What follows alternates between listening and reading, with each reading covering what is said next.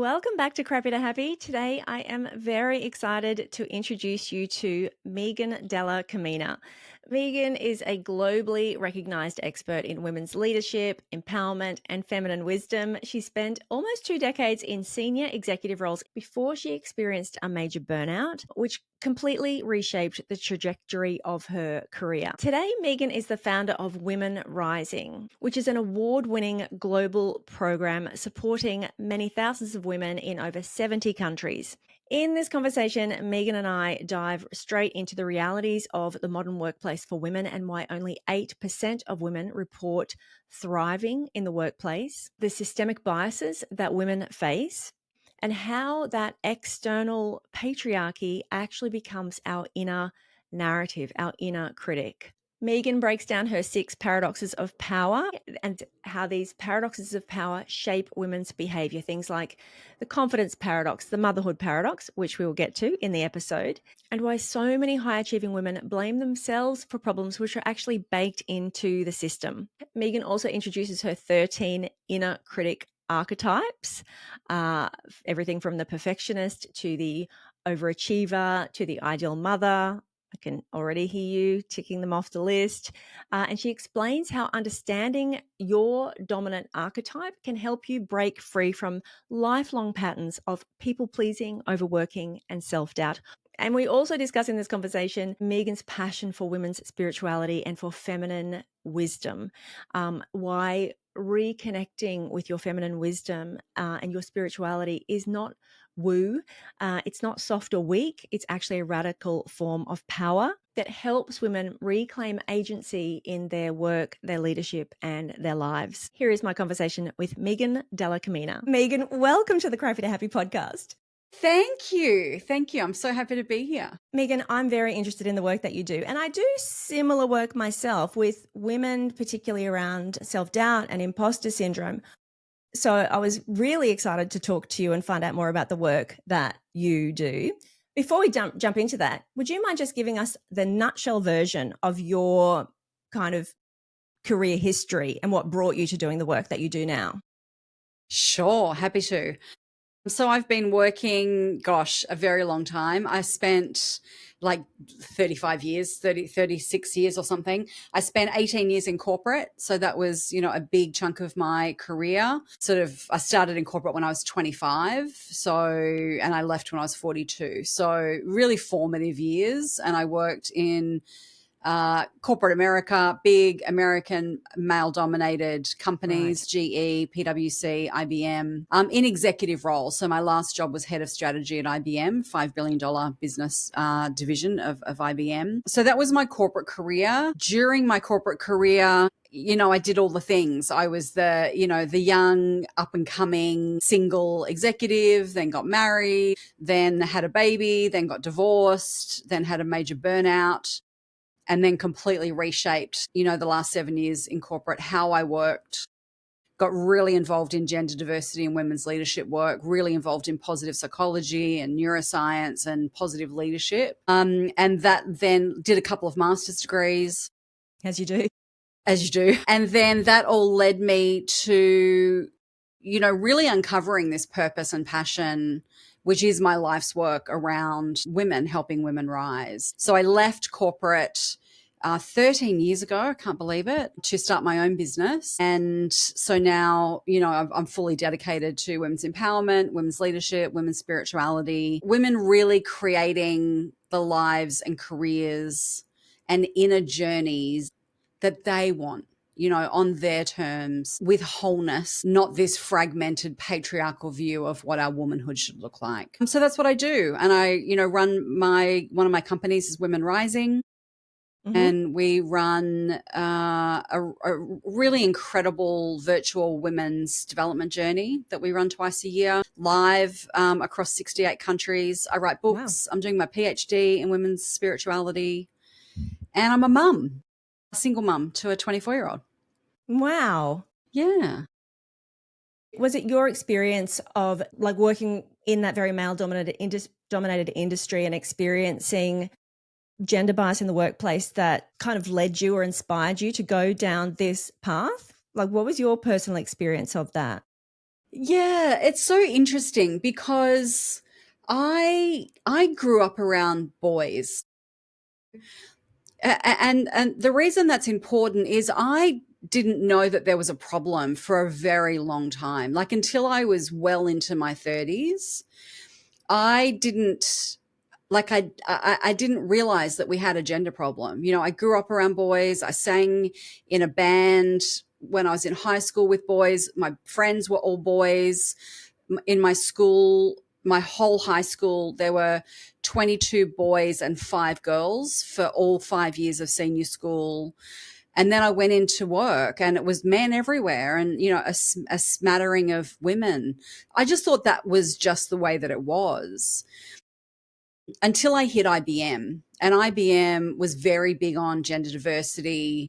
It was really part of their DNA. And that's, you know, that's when I really first got my taste of, right, that this actually looks, this can actually look different. Right. And all of the experiences that I had, you know, being, you know, a really young executive at IBM, being one of only a few women on the executive team, being the youngest. I was always the youngest. Mm-hmm. Not anymore, but I always was. And then just literally working myself into the ground because, again, I thought that's just what you did. That's what I saw Right. around me. That's how all the men worked. So I thought, well, this is just how you do it. You show up, you put your armor on, you put your game face on, you get to work. And then after I had my burnout when I was 36, when my son was 6 in kindergarten, that's when I really started to piece a few bits and pieces together. You know, Mm-hmm. you can't work like this and expect to have anything other than burnout because Mm-hmm. we're not meant to work 16 hours a day for a decade with no breaks and raise children and do all of those things and try and study and craziness, right? Like I look back now and I'm just like nuts. And it's when I also started to look around and really realize and understand and ask, like, where are the women? Where are Mm. the women? And where are the women doing it the way that I want to do it, not like this? Like there has to be a better way than this. So that's 2 decades ago now, but that's really when I sort of what I call, you know, when I woke up Mm-hmm. to the realities of the world around me, and that's been the path of discovery ever since. It is interesting, isn't it, that you say, didn't even realize there was a problem, as in it's so ingrained. It's just what you're conditioned to believe is the way and the only way. Yes. Yes. And that's patriarchy, right? Like Right. that is the very definition of patriarchy, a world and systems built by men for men to succeed in. Mm. And women, we're just lucky if we get to come along for the ride. And remembering this is 20 years ago, like we certainly weren't having the conversations that we were even having a decade later back then. Yeah. Women were just expected to show up, fit in, and get along. And don't complain. Don't show that you're a mother. Don't show any sign of weakness. Don't show that you can't do it. Or guess what? You're going to lose your seat at the table. So, you know, this is why we conditioned ourselves as women to just do it all. Don't complain about it. Yeah. And I think for a lot of women, even to this day, because I coach thousands of women every year in our program, even to this day, that is still so much part of the mentality. Yeah. And, you know, in the Women Rising book, the whole first section of that book is around patriarchy and what I call the paradoxes of power. And women read that today, 2025, and they're like, I had no idea. I had no idea there's this leadership paradox where we tell women we want you to lead, but don't lead like that. Like lead how we want you to lead and how it's always been done. You know, the motherhood paradox where, you know, you are expected to work like you don't have children and mother like you don't have a job outside the home. And women are still shocked by these things. So, you know, like we're not as progressed as we think that we are. No. Interesting that you mentioned the 6 paradoxes of power, because I was going to ask you if you could run through those. So that was 2, the leadership paradox, the motherhood paradox. What are the other Yep. paradoxes Yeah. So of there's power? the confidence paradox. Be confident, but don't be too confident. Mm-hmm.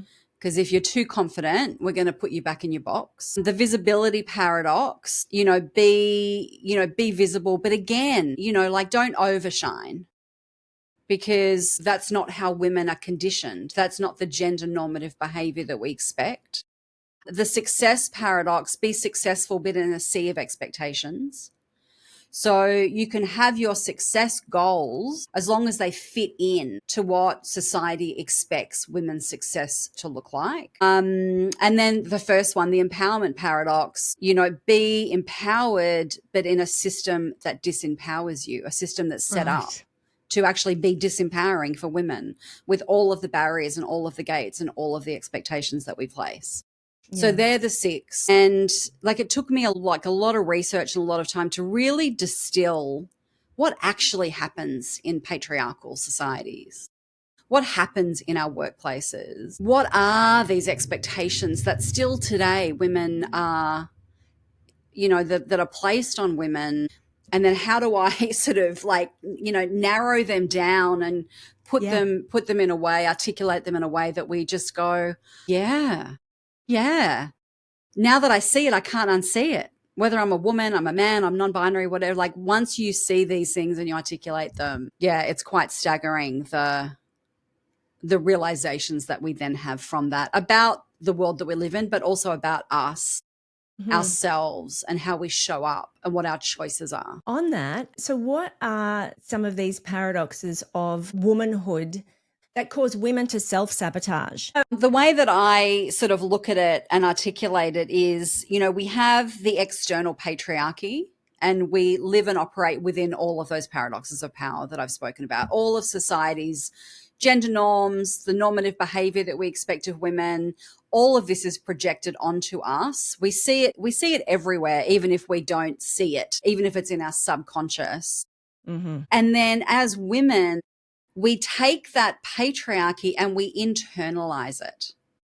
So we have the external patriarchy and we have the internalized patriarchy, which we so often I missed that for like the first 40 years of my life, right? I was like, what do you mean I have an internalized patriarchy? Of course we do. Like it's so obvious when you think about it.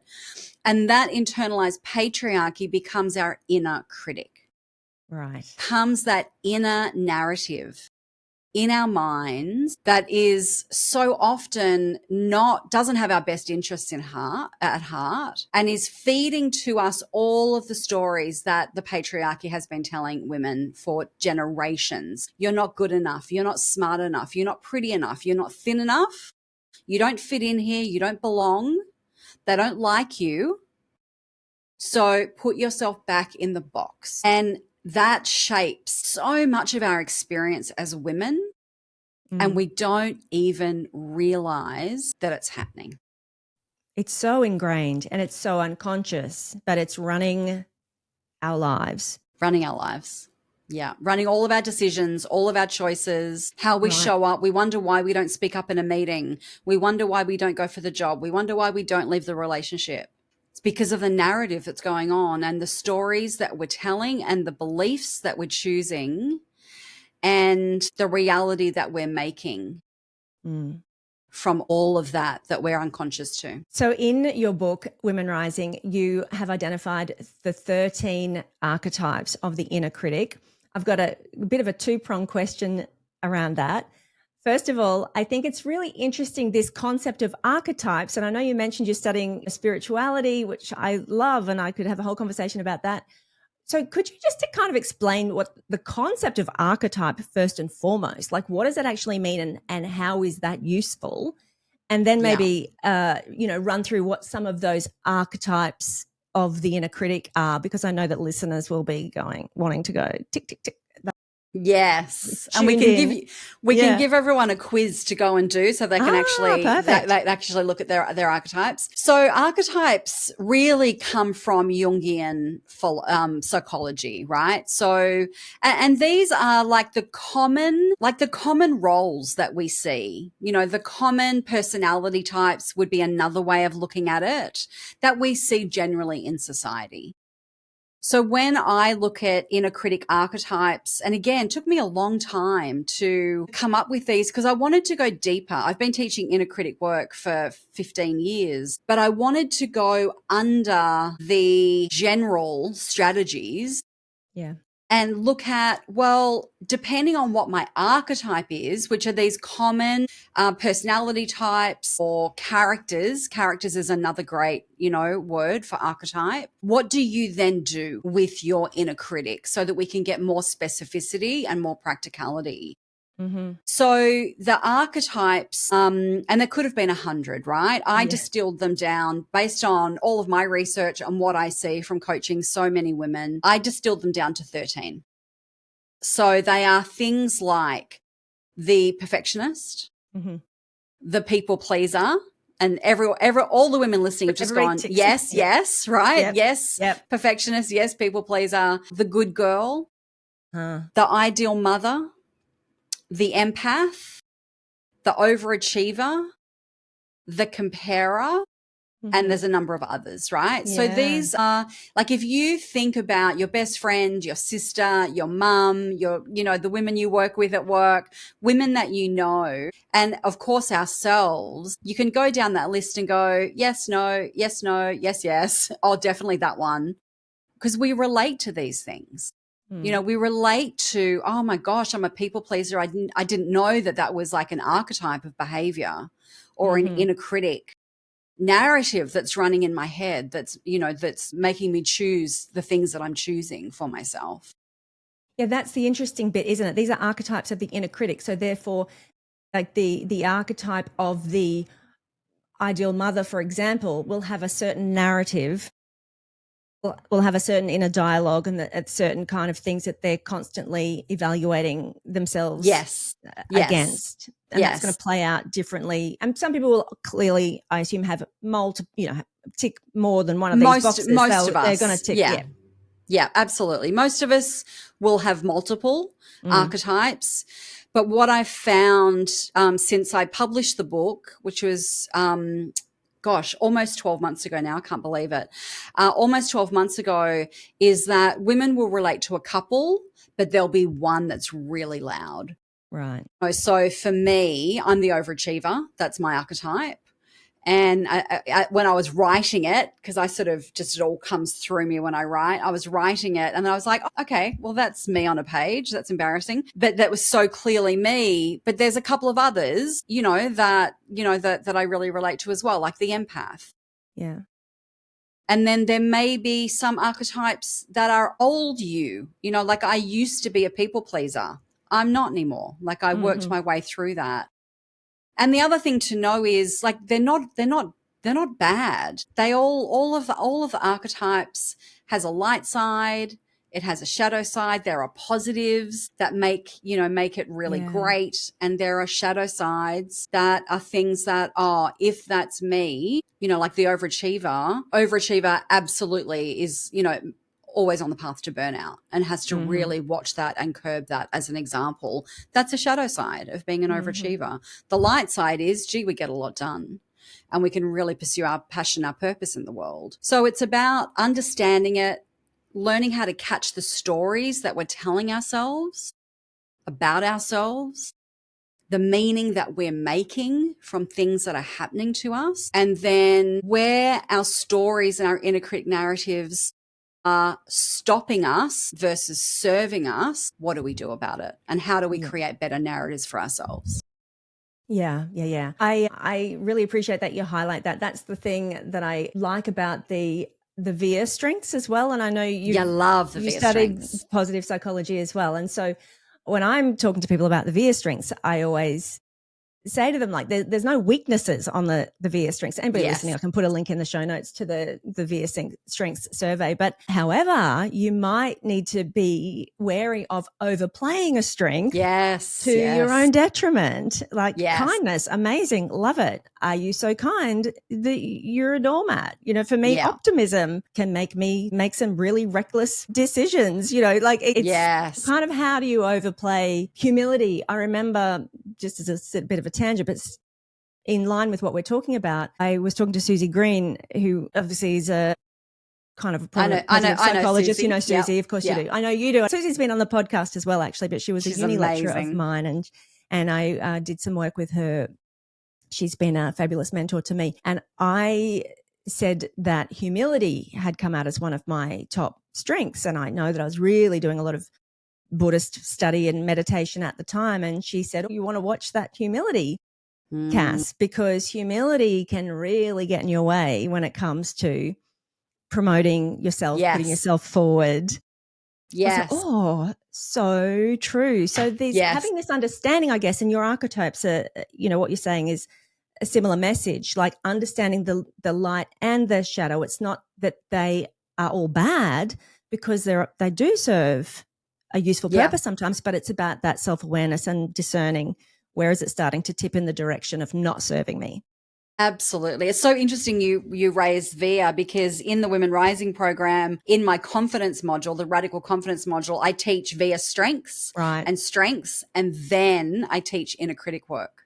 Right. So that linkage is really important, right? And it is I love the way that you've just articulated that, and I teach it in the same way. Yeah. Are we underplaying our strengths? Are we overplaying our strengths? How do we get to that beautiful sweet spot in the middle where we're just right? We're using them, we're not overusing them. And for inner critic work, it is about self-awareness. And what I find for women, we're so busy doing all of the things and looking after all of the people and not paying any attention to ourselves that we can just be living on autopilot.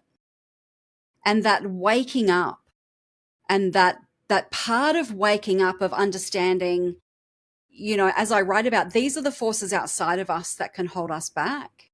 And these are the stories inside of us that can keep us really stuck. When we unlock both of those things, like that's when we really can step into our power as women and have agency over our lives and make better choices for ourselves. Megan, you talk about, we haven't come as far as we think we have in the last 10 or 20 years. You, with your organization, did some research, and I was really interested to see that you said 8% of women are thriving at work, meaning 92% are not.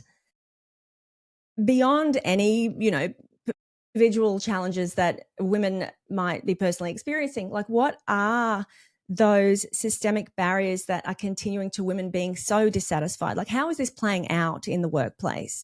It's a shocking statistic, isn't it? Oh. That's research we did in 2023, that only 8% of women self-declare that they're thriving at work. And I think for so many women, because we're on that treadmill and just doing the things, getting through it, we don't have time or space. And this was my experience as well.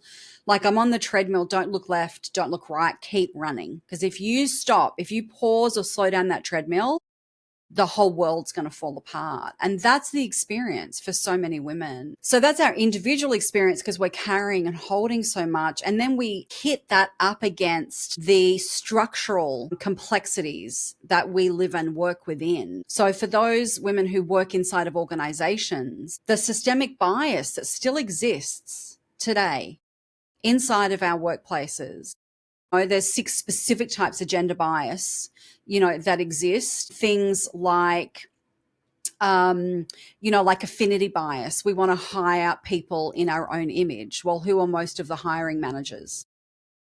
They're white, middle-aged men, right? Or, intersectionality bias. There's the bias that women of color face, or women with a disability face, or queer women face when they have the gender bias as well as another element of bias, and how that rubs up. There's the maternal bias, which is the number one bias that women experience at work, that as soon as a woman has a baby, she is deemed, and an assumption is made that she is less capable than she was before she had a child. Wow. And this is all research-based. This is all evidence-based, right? This is what comes through in the data. And not only, we do a lot of work with men as male allies, and not only do the men not understand the structural biases that exist, most women don't either. Right? Because we're just in the system. We just think that this is just the way that it is. And when we start naming it, like we do in our programmatic work with women, and we start naming it, and they start to think 74% of women get constantly interrupted in meetings. That's bias in the system. And they have an awakening moment. You know, when they realize that the way that they're being discriminated against when they go off to have a baby or try and come back, or when they're in perimenopause or menopause, or trying to get a promotion when they're 55. That's bias in that. It's not me. I'm not the problem. It's systemic bias in the system. Then we have an awakening moment. But so often, the thing that I hear most often for women, and we've had 10,000 women in 4 years in 68 countries, so that's a big sample size. Yeah. The most common thing I hear from women, all ages, all stages, all cultures, all industries, all types of roles, mothers, non-mothers, I thought it was just me. Right. We think that we're the problem. And that's one of the biggest shifts that I'm so passionate about making, is saying to women, you are, it's not you. It's not you. It's all of us. And it's the system. It's not a personal failing. It's like burnout is not a personal failing. It's a systemic issue that's caused by the structures that we live and work in. I have so many questions. You mentioned there about women being, like, this was another really interesting statistic that I read on in your work. What did you say? How many women get talked over? 74% of women report being talked over. And then there was having your work stolen. Yes. Somebody else taking credit for your and work. That's attribution bias that happens in the workplace. These biases are so interesting, aren't they? Because yes, and because we see them every single day, again, we think that, oh, well, this is just the way it is. And I have no agency. Yeah, I have no agency over this. But in my experience, when women start to realize and look out for and be conscious to the biases that are happening, and when they build the confidence to speak up for themselves or to speak up for other women, and when we build male allies, and the male allies can, Mary just got spoken over for the second time in this meeting. My role as an ally is to say, stop. I'd like to hear what Mary was saying. Or when Jane's work gets attributed to John, and anyone is aware of bias, and then they can go, oh, hang on a minute. Jane said that 5 minutes ago. She originated. You know what I mean? Yeah. That's when we start to see shift. And I am seeing that shift in all of the places that we're working, with the women, with the men, inside organizations. So I am eternally optimistic that we can create the shift and continue to create the shifts that we have seen. Yeah. And we have a lot of work to do to be able to do that. Yeah. I just wanted to flesh out a bit more, like, what some of those, like you say, the self-awareness is when women, the light bulb goes on and they realize, oh, that's not just me. Like, I would love for you to just identify a few more of those things that play out in workplaces every day and that we consider to be normal, for women to recognize in themselves. Because then from that point, as you say, then they can start to think about, well, then what do I need to do differently when I realize that this is not just me? You mentioned being promoted over 55. Like, can we talk about the ageism? And gendered ageism in particular? Yes, let's talk about that. So when we did that research in 2023, I thought that the age bias that we were going to see was for older women. Right. And when I say old, like, I'm 55, right? So, 50 and over, we know historically that there's been a lot of age bias that's happened in that group of that demographic. And we did see that. We absolutely saw that women over the age of 50, 55, 60 were seeing significant bias in terms of, getting the roles or having access to the right opportunities. But what we also see that even shocked me was that women were reporting age bias at every single age demographic. Really? From 18 to 65 plus. And the type of age bias is different, as you would expect, in each of those categories, but it was at every age and stage. So, for women who were in those childbearing years and having kids, maternal bias, boom, right there. You've lost half of your brain cells because you've had a baby, and we're going to put you in a box over here, and you're going to get sidelined and you're going to get held back. And that's what we see for women coming back from maternity leave. For younger women, are you too young? The paternalistic bias that we see at work, where it is, oh, sit down, sweetie. Like, you're too young, we're not going to listen to you. And like everything in between, right? Yeah. Yeah. So it is, and that plays through in a lot of other research studies, not just ours. But yeah, even I was surprised at how prevalent it was at all age groups. As you're saying that, I'm just thinking that's a classic example of the kind of bias that we internalize as well. I feel like even when I was having a baby, it's very present, almost opting ourselves out because we assume that we're not going to be able to perform as well or Yes. at capacity.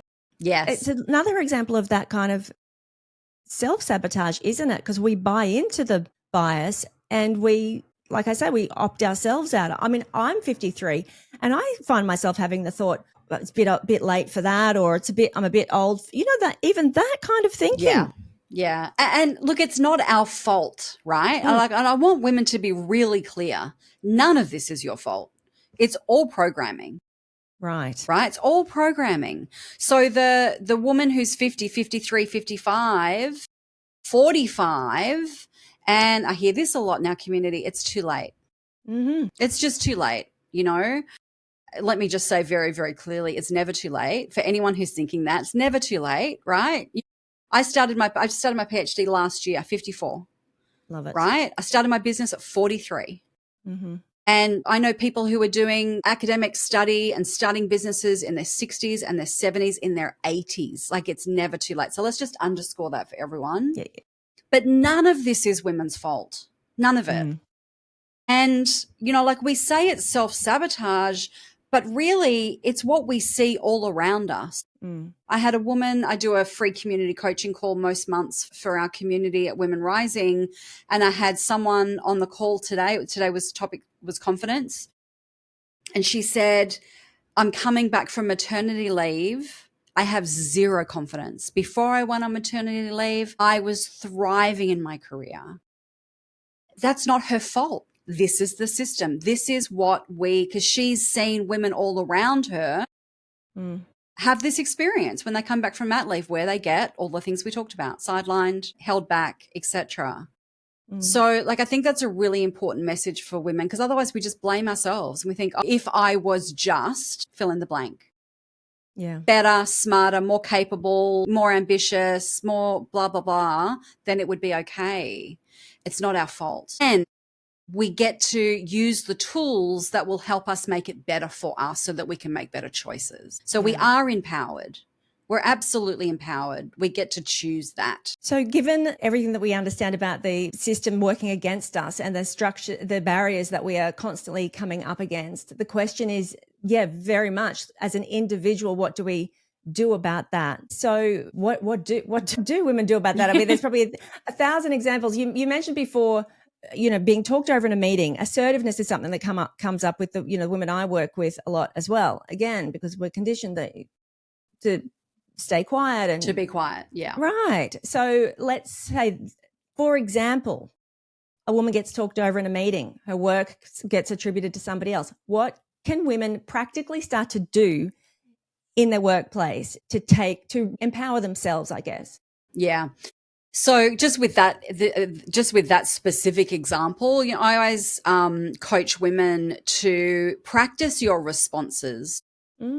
Right? So if you know that you get talked over in meetings, practice saying, I wasn't finished.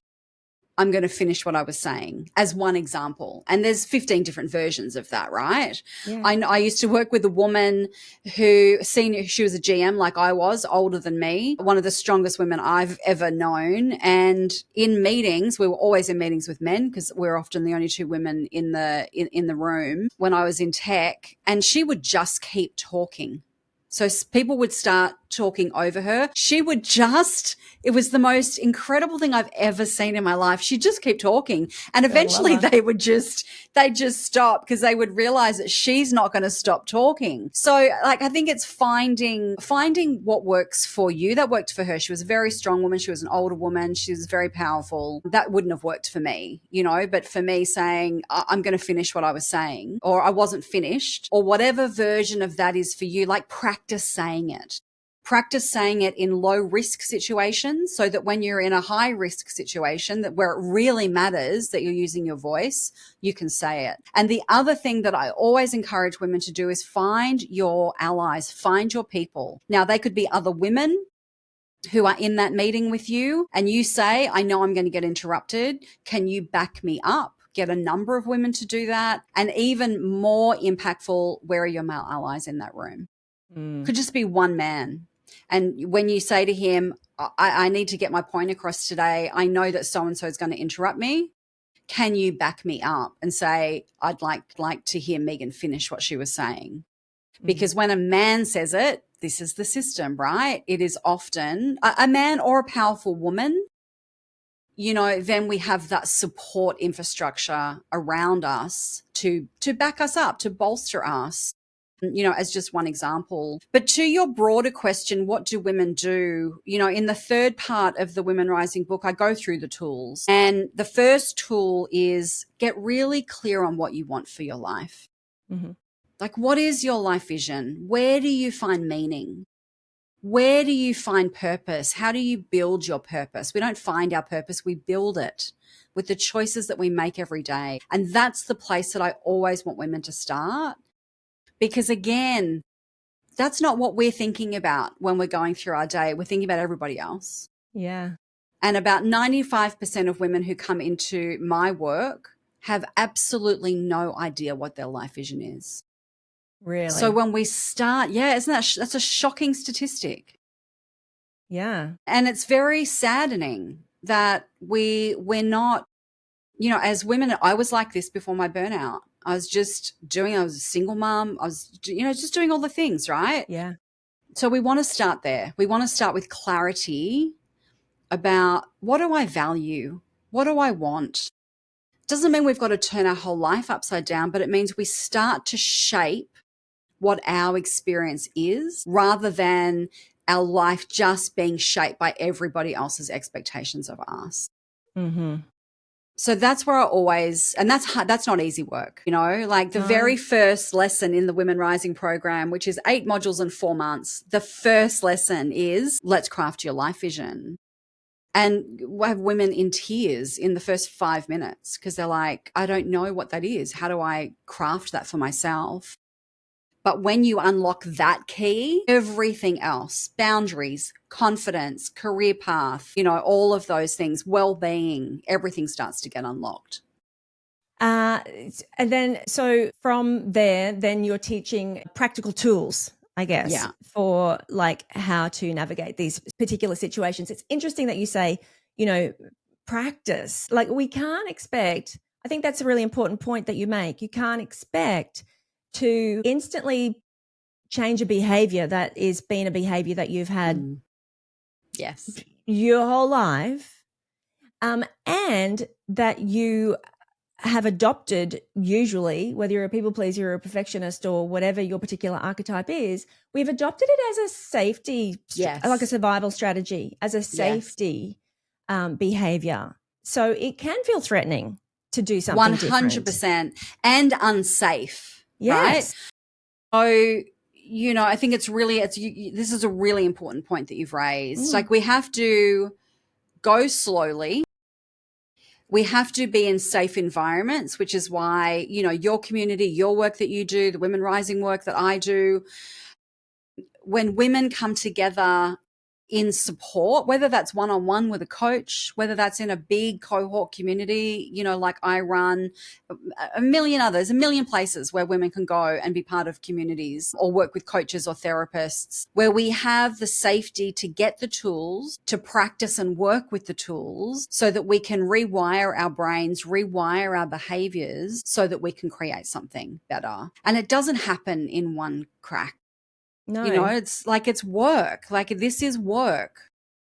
But we Yeah. get to choose to show up and do that so that we can be in our power as Yeah. women. And it's work that's worth doing. Because what's the alternative? It's like creating a life vision. Yeah, that's going to be hard for a lot of people. Some people it'll be super easy.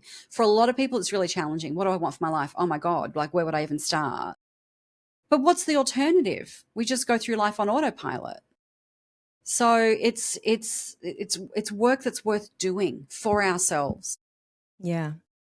Megan, I'm really curious to hear about what you're studying with your, what is it, spirituality and leadership? Yeah. Can we, Yeah. can I hear about that? Because I'm personally interested. I know listeners will be too, because that just sounds amazing to me.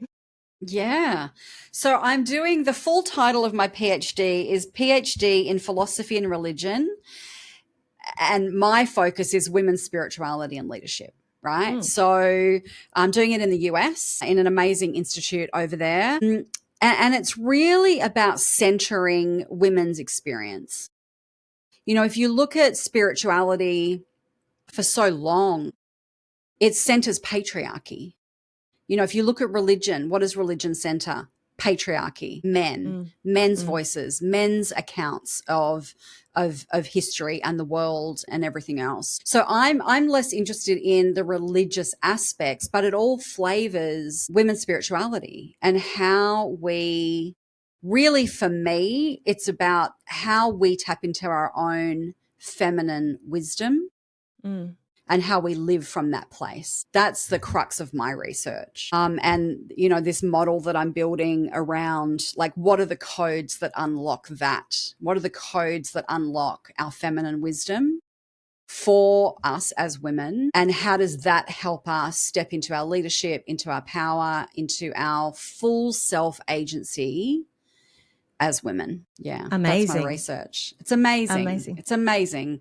And I'm doing it full time, even though I run a business full time. So go work that There's that math. overachiever. Yeah, but I sleep 8 hours a night. Don't anybody panic. Like I have actually very, very healthy balance in my life, just the way I structure everything. But I do a couple of years of coursework. So we're doing, like, I'm about to do women and world religions.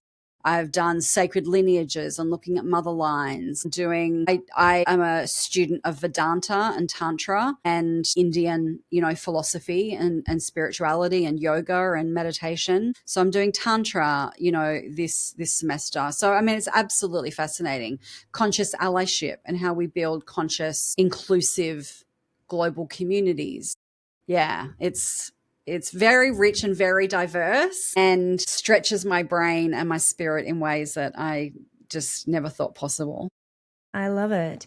Can you tell me, did this spiritual interest of yours and the things that you have been drawn to, were they present before, or did you come to those like when you were, the up and comer and the Mm, youngest general manager, whatever, PwC? yeah. Were they present then, or did you come to these later when you had the burnout and started to rethink how you were living and Mm. operating? Such a great question. So it's really fascinating because I was very spiritual as a teenager.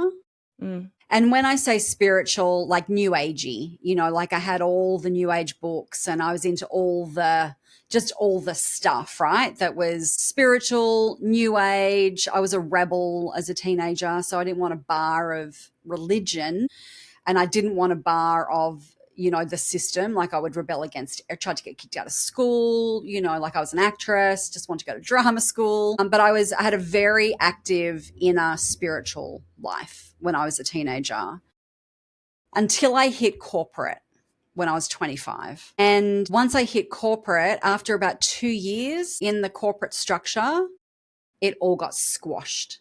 Like it literally vanished or got deeply suppressed, shall we say. And it didn't come back for a decade until I had my burnout. And the first thing I did after my burnout was I went and did my yoga and meditation teacher training, not because I wanted to teach, but because I wanted to learn really deeply. And that was my reawakening. of this really rich inner spiritual life, connection with ancient wisdom and wisdom teachings, and, this whole, just reclaiming my spiritual journey.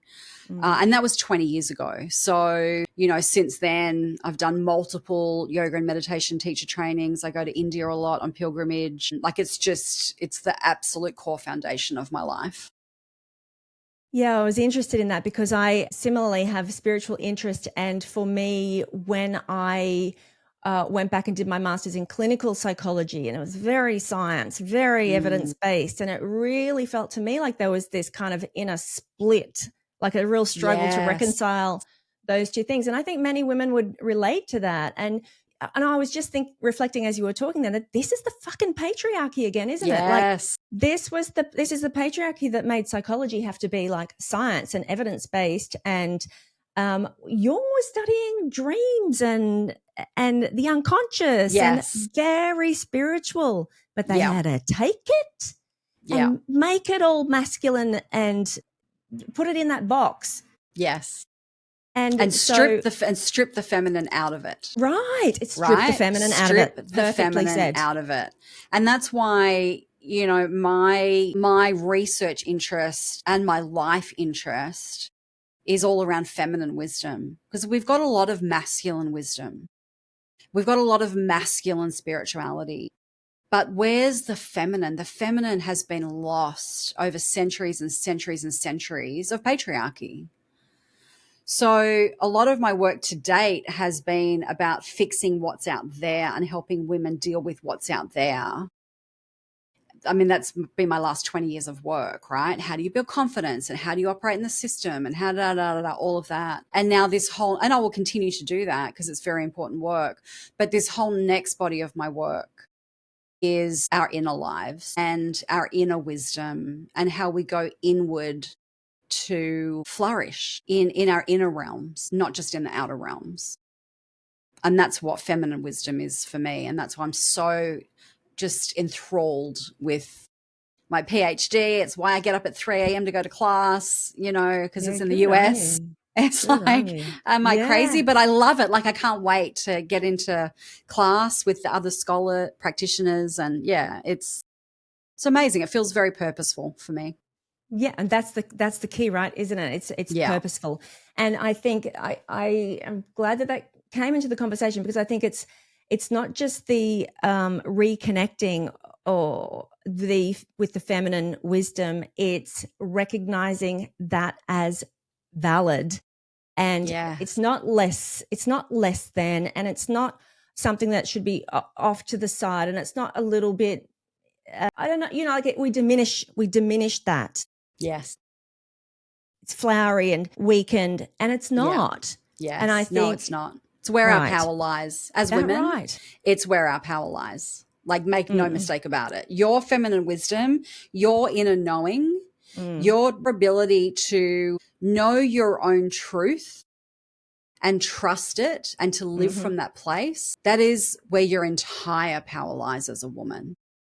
And we have been told generation upon generation upon generation that is weakness, and that it's softness, and that you won't fit in here if that's how you live. So we've hidden it and suppressed it. And it's, when we hear the feminine is rising, this is what we're talking about. But it has to rise within us before it can rise outside, before it can rise in the world, and we can redress this balance of the masculine that's so high and loud and in control, and the feminine that's so suppressed. Before we can write that balance out there, we have to write it within us. And that's my work. Megan, this has been a really fabulous conversation. Thank you so much for your time. I've loved talking to you. Thank you. I've loved it too. Thanks for having me.